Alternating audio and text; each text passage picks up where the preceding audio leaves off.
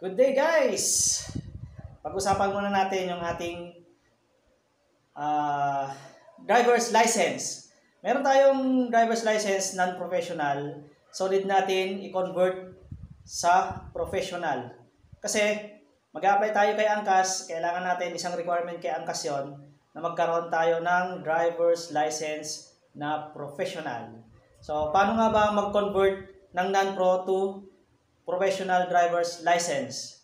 Ang unang gagawin, kailangan meron tayong account sa LTO portal. So LTMS, kailangan naka-login na tayo doon at na-fill upan natin yung profile natin, lahat ng information kailangan kompleto. Then, merong form. Meron din namang form na i-fill up na meron tayo dito sa LTMS portal. Download natin. Open nyo lang si Google. Then, yung form para may download nyo at pwede na kayo mag-fill up para ready na tayo. Meron din naman dito sa mismong LTO, pag pumunta tayo doon, habang nakapila, pwede tayong mag-fill up doon. Pero mas maganda, pag pumunta tayo ron, ready na tayo. Pangalawa, medical certificate. So, kuha din tayo ng medical certificate sa mga accredited ng LTO. Sa akin, kumuha ako sa Novaliches, Quezon City. Pero sa East Avenue tayo kumuha ng professional kasi hindi sila nagpo-process sa LTO Novaliches ng non-pro to professional. So, kailangan natin East Avenue. Then, kailangan din natin ng TIN number. So, yung Xerox ng ating TIN ID, i-Xerox din natin yon para maisama sa ating mga requirements. So, bali tatlo lang yung ating non-pro driver's license, medical certificate, saka yung TIN number natin. So, Xerox lang natin lahat yon para maipasa sa LTO. Saka, pang-apat pala yung registration form. So, apat yung dala-dala nating requirement. Registration form, non-professional driver's ID, yung ating medical certificate, at saka Xerox ng TIN ID. Pagkatapos, pumila tayo ng maaga. Kasi, ano tayo ng appointment, puro puno na. Mula ngayong September hanggang December puno yung appointment. Kaya, need natin mag-walk-in. So, pumila tayo ng maaga, pumunta tayo ng East Avenue, 5 a.m. So, dumating ako sa LTO East Avenue, 5 a.m. So, ganito pa siya kadilim. Tapos, yung bininat na natin dito, ayan, yung mga kasama natin, pang-anim tayo, dala natin yung ating requirements. Pagdating ng 7 a.m., ganito na kahaba ang pila.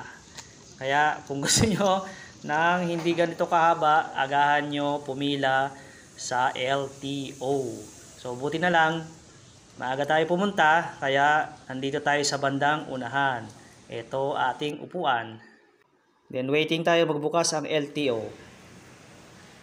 So pinapasok na tayo sa LTO ng 7:30 a.m. Wait na lang tayo na tawagin yung ating pangalan.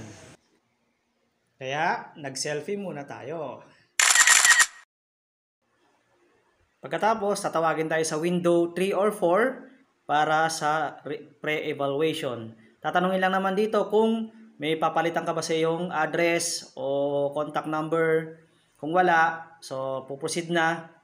Then, kung may mga kulang kang di na-fill-upan, sa iyong registration form ay papakumpleto mo na ito, saka mo ibalik sa kanila. Saka tayo ulit mag-antay tawagin sa susunod na step. Tatawagin tayo sa window 7 sa cashier para bayaran ang 100 pesos sa registration fee. Next step ay sa window 9 para sa iyong biometric picture at saka signature. Tatanungin ka rin dito kung ipapaulit mo ba yung dati mong picture at signature. Kung gusto mo, kukuha ka ulit ng picture at bagong signature. Kung hindi naman, as is na rin. Kumbaga, fingerprint na lang yung kukunin sa'yo. So, next step ay tatawagin na tayo sa examination room. So, sa computer tayo mag-e-exam. bawat isa merong upuan, may sasariling computer na may mga partition. Then, uupisahan mo yung exam within 60 minutes.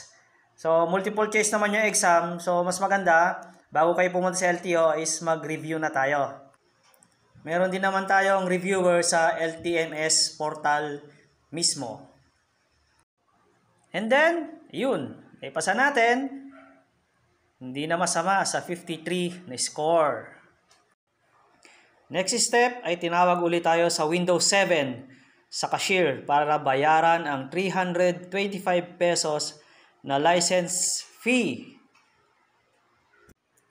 Pagkatapos, magantay ulit tayo sa Windows 11 dahil dito na i-release yung ating bagong professional driver's license. Many hours later. And then, sa wakas, nagkaroon na tayo ng professional driver's license ID. So, ito, makikita sa likod na, kasi dati, yung mga lumang lisensya natin, nakalagay yung non-pro at saka professional dito sa harap ng ating driver's license. Pero sa ngayon, driver's license na lang nakalagay. Makikita yung kanyang code dito sa likod na kung professional o non-professional. So, nawala na yung NP. Kasi dati nakalagay dito sa code sa likod is NP. Diyan sa area na yan, may nakalagay na NP dati. Ngayon, wala na yung NP. P na lang. So, professional na. So, magagamit natin kay Angkas.